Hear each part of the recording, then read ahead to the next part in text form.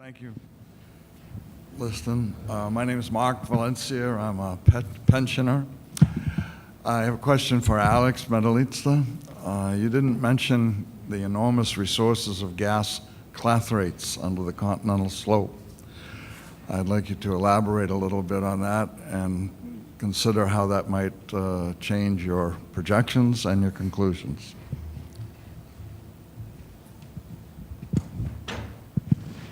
Testing? Oh, great. So the question was about gas hydrates. So for those who don't follow this, gas hydrates are basically crystalline structures of methane, natural gas, that are found all around the world. There's massive deposits of natural gas hydrates everywhere, trillions and quadrillions of cubic feet of gas, and many of those are in the South China Sea. So the question is, how does that impact estimates of reserves and production in the South China Sea? So there's two ways. First of all, that technology is pretty far away from being commercially viable. Japan is taking the lead in developing it and has some interesting pilot projects that they're doing with methane gas hydrate production. And China has a research center devoted to studying these. But so far, it's not commercially viable of a technology. Our agency doesn't estimate that we'll see commercial production of these resources for maybe 50 years. So basically, in the short and medium term, they're not going to be significant production in the South China Sea. Second of all, the gas hydrates are in lots of different places around the world. So once the commercial technology becomes available, then it becomes a question of risk profiling. Where's the cheapest, less risky gas hydrates to develop? Other questions? Yes, sir.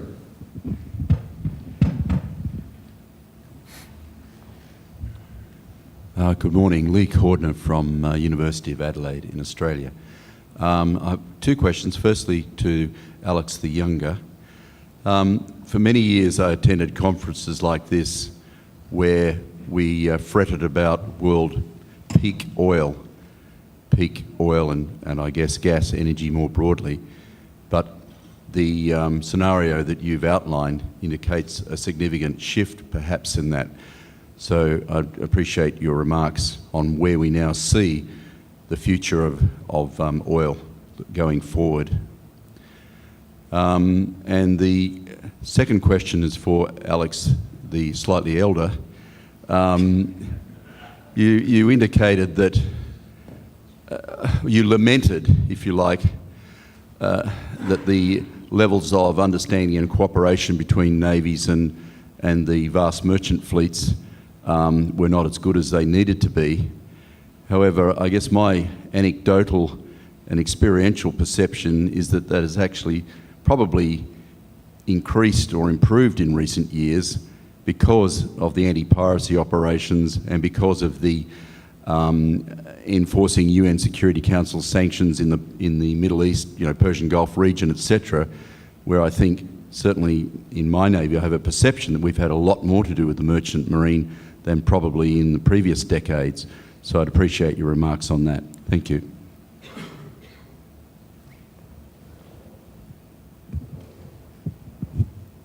Well, can you hear me? Yeah. As the first gentleman alluded to, I am also a pensioner, an elderly gentleman on a fixed income trying to do his civic duty here. The example that you usually on the piracy in Somalia is a great example of military and merchant cooperation. I think what's happening, though, when you look at it from a long way, is that if you look at what the British are doing with their MTOs, they tend to focus on talking to other British ships, or when you talk about what the Dutch or the German NCAG, the NCAG groups in Germany do, they tend to talk to German flag people. If you look at what the mission of the US Fifth Fleet, one of the things up in their mission is they want to protect oil routes and by protecting US flag shipping. But there is actually not a single US flag commercial oil tanker in the Gulf. Those tankers that they do have are supplying the Navy. And so what I'm looking for is more practice before the event happens, if you look at the piracy in Somalia, some wonderful things were happening there and have happened there with best practices and the industry working together with the Navy. That could have been started before. And I'm just suggesting with today's world and the terrorism, and I'm specifically using the T word here, but the threat of terrorism to the ships, we should be starting to work now together across the nations, and with individual navies talking to ships that perhaps are not of their flag state, and just getting more interaction and actually getting more Navy people on board the vessels, as the Brits used to do many years ago, but they stopped. I believe they still have the occasional admiral that goes on the Queen Elizabeth, but they used to have a lot of more junior people visiting oil tankers and things like that. So a good point, and I do think there are highlights on the cooperation. Somalia is one of them. I think the Malacca Straits, Singapore is one of them. What's happening in West Africa today on this terrible robbery/piracy thing in West Africa, where the Ghana government and the Nigerians, the Americans, the Brits, the Danes are all manning up that little center there in Ghana. So I agree there are good things happening. My plea is we need to get back to a little more mariner to mariner, a little more hands-on ships, and a little more perhaps look at the tactics and how we do things so that people can get trained. So peak oil. Peak oil is almost kind of a philosophical term in some sense. It's of course a geologic inevitability that there's a limited amount of hydrocarbons in the world. But what we look at is basically three things: price, technology, and use patterns. So traditionally, oil is used in a lot of different things, from power plants to cars to all sorts of stuff. Increasingly, oil is mostly used in the transportation sector, both vehicles, ships, planes. So we're not seeing a lot of oil use outside of some countries, particularly Saudi Arabia, in power generation, for example. Most of that oil has switched away and now is coal or natural gas or renewables. So going forward, most of the growth in oil demand comes from transportation sector, which until now, there's pretty much no better fuel for transportation than oil. It's the reality. But what's interesting is if you look at reserves, so we mentioned reserves previously, economic and technically recoverable. Reserves have risen every year for a long time.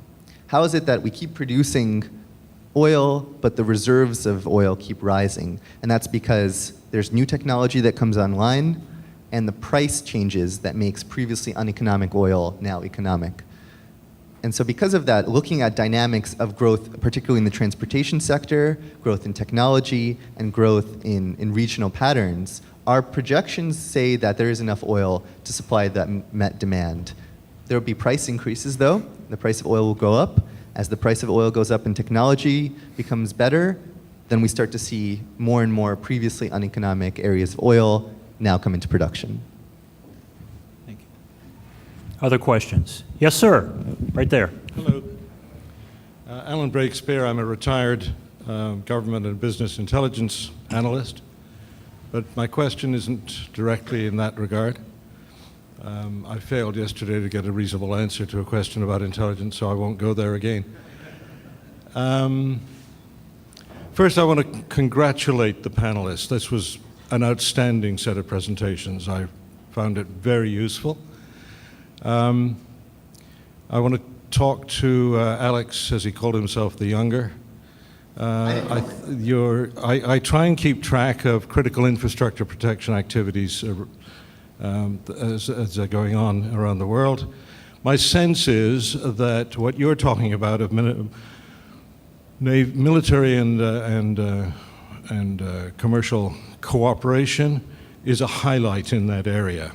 Many of the other sectors of critical infrastructure protection have had great difficulty getting going. It's very expensive. You guys are obviously willing to spend some money. You're diverting ships and so on. So congratulations on that.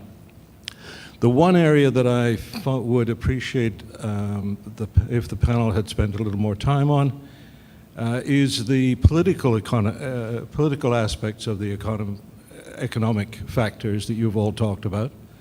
Here in BC, The future balancing of the provincial budget depends on pipelines, which are internationally controversial for oil, and the exploitation of LNG, which at the moment its latest risk factor is that Malaysia's Petronas is threatening to pull out of a combined investment. I recently traveled in a good part of northern BC along the coast, and the opposition to tankers is tangible. It's going to be a major political factor. So in addition to anything you might want to give us about the politics of politico-economic factors of the things implied by the things you're talking about, I'd be glad to have that. But I'd also, I guess, wouldn't mind a couple of words about how well-founded are the public environmental concerns about tanker traffic on the BC coast.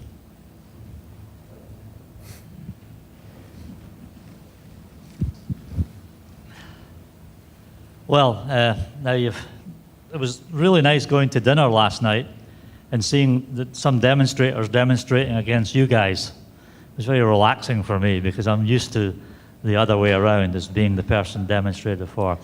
To take the last part of your question first, how well founded is the public's concern? Well, unfortunately for me, you have to say that, and I know these things sound like ancient history now, but those occasions, the Exxon Valdez is an example, there are many of them, I won't name them all, have confirmed in the view of the public that tankers are dangerous, they're oily, and they're dirty, and that everyone on board them is drunk. Well, they're not oily or dirty, but I do go on ships. I go on naval ships sometimes. I go on carriers. One of the pictures was me on the Eisenhower. And I talk to the navigators about the different drivers and why different ships react differently to things. I think today the tanker industry is safer, cleaner than it's ever been before. I know that the highest thing on the master's mind nowadays is not death by terrorists, it's killing birds by oil. And the fear, and and I choose that word carefully, the fear in a master's mind about environmental protection is the biggest thing that gets beaten into him by his company and by the public. If you look at our safety record over the last 10 years, say, it is continuing to improve. Things like the double hulls, which I have to admit the oil industry actually fought against, but the double hulls have had a remarkable effect, and so that minor groundings that still happen aren't the environmental problem that they were. We're becoming more and more focused on not just spilling oil, but emissions from our ships, emissions from our fuel, smoke emissions, noise from our propellers. A lot of people think we're killing the whales. I truly hope we're not, and if we are, I don't mean it. But I think the industry is reacting to the public pressure. The public pressure is, I think, justified. And although I'm an oil industry person, I do believe when we all try and do the right thing, I believe that industry pressure is continuing to force us to focus on environmental protection. It's making our life very difficult. I'll shut up here. Well, let me just give you a story. Our chairman, Ken Dare, about 15 years ago, was asked, and we have an Asian audience here, and he was asked, well, it must be very difficult for you guys working in Asia, working with the Chinese and working with all these other, and working in Africa, and working with the Nigerians. And Ken Dare said, my biggest headache is Santa Barbara on the west coast of the US. If you want to deal with people who hate you, that's where you want to go. And that still exists today. There's no way to sugarcoat it. All we can do is continue to get better, to continue to focus on the environment, and to continue to try and get the story out of the fact that these ships, there's more pollution, I hate to tell you, in naval ports than there are in oil docks. If you see a sheen of oil beside one of our tankers, that is a violation and it's a felony against the company and against the master. So if you go to one of your Burnaby refinery there in Canada, you won't see sheens in the water. If you go to certain naval bases around the world, you will. So keep getting the message out. Thanks for the question. I hope that kind of answered it. Sir, your question. Dr. Comtois, Mr. Metelitsa, you've provided us with a very good picture of about 2/3 of the economic side of the conflict in the South China Sea. But I think the last third part of it, the fishery, has not been touched. And I think after what you told us, this is more significant than is commonly thought. And the question is actually then for our chairman here, Mr. Lear. Do you think that the true economic roots of conflict might lie in fishery, just as UNCLOS is at least majorly rooted in the cod wars?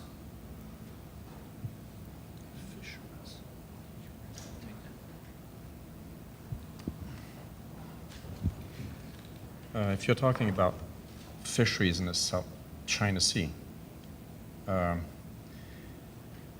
most of it is undertaken by neighboring countries, and it's a major source of it's a major source of supply. This will not prevent the shipping lines from crossing in that area. It might lead to more surveillance. It might lead to more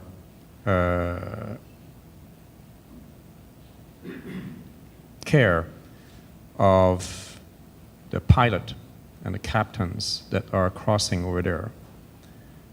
But the cost of diverting, especially mega vessels, is prohibitive. If you, as I showed in one of the slides, if you divert an 8,000 container ship by, say, 100 nautical miles, it costs $500,000.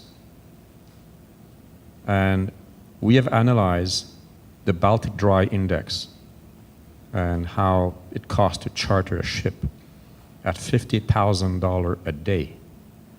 If you divert those ships, I mean, it will have an impact on all the consumers.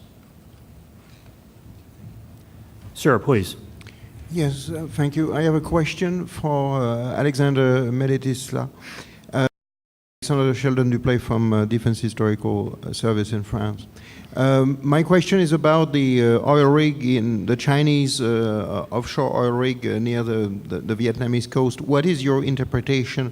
Is it, because it's a big investment to have built this offshore platform, is it for economic reasons in your view, or is it for political reason that this offshore platform has been dispatched to that location? So the question was about the offshore platform from several months ago that made news headlines. Based on our analysis, that offshore platform is not in an area of the South China Sea with significant oil or gas potential. Moreover, oil rigs are very expensive and take a long time to set up so that they can start producing oil. So having an oil rig for a few weeks or even a month or two, a location, is not nearly enough time to get any kind of viable commercial production out of it. Next, please. Don Emerson, Stanford University.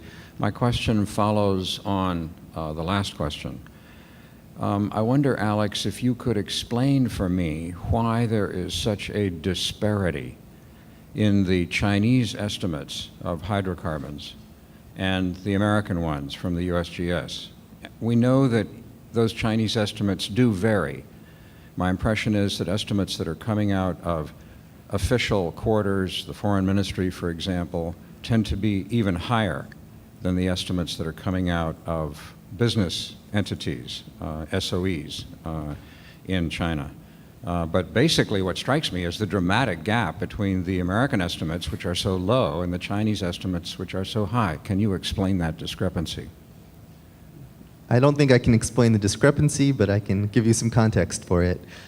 So one of the difficulties is making sure we're doing apples to apples.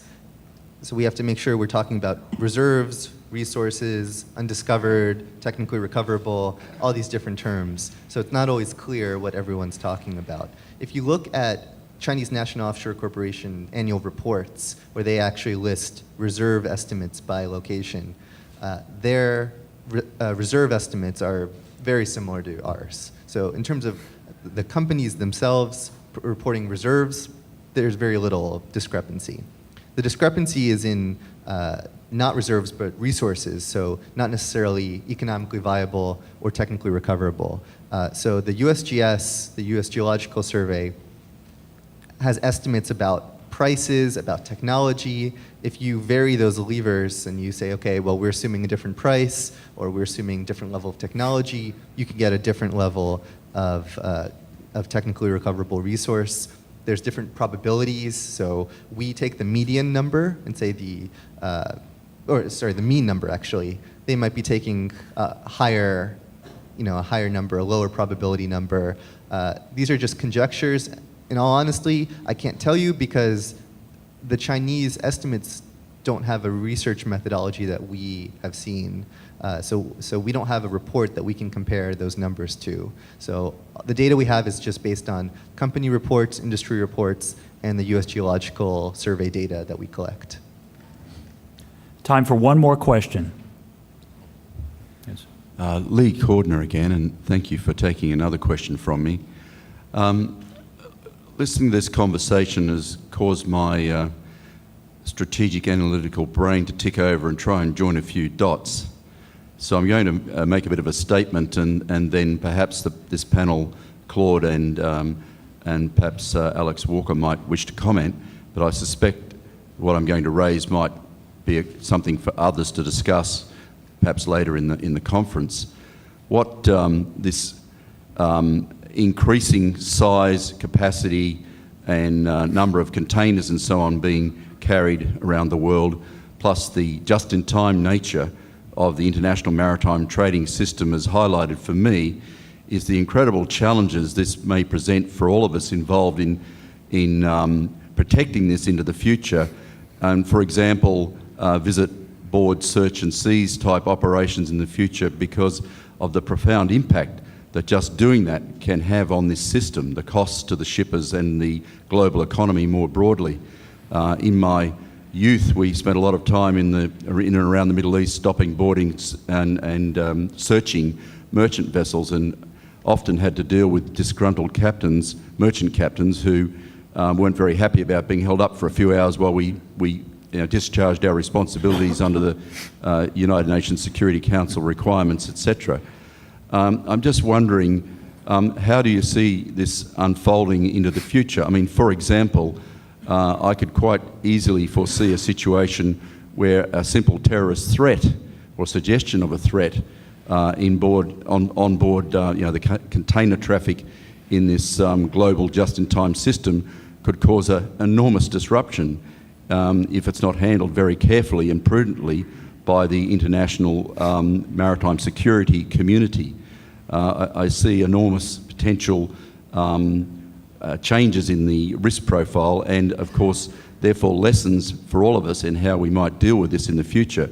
So I guess I'd be grateful for any comments from you as representatives of the operators and shippers, but I think it's a question that the conference might want to ponder more broadly from the Coast Guard and naval representatives here. Thank you.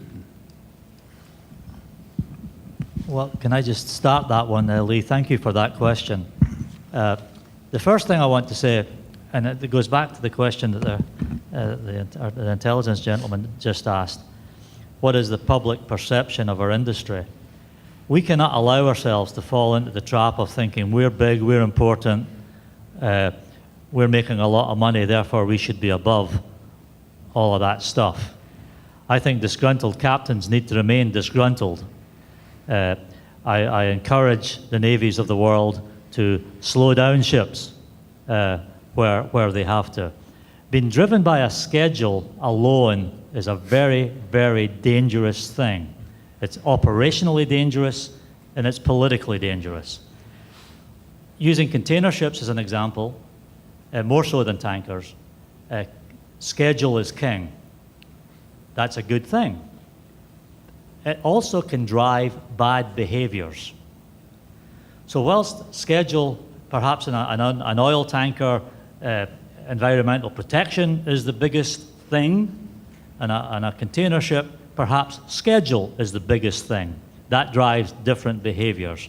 But my only answer to you is slow them down, stop them, because schedule does not justify lack of safety, schedule does not justify lack of concern, and schedule does not justify lack of doing the right thing for the publics of which you are in the service of. That's a very good question. What we have observed, and it's something that will affect all the naval forces, is that one, the ship size will continue to increase, especially in containers, for simple reasons of economies of scale. I could provide you with figures on how much a shipping line saves because they have a bigger ship by container carried by kilometer. So this will continue.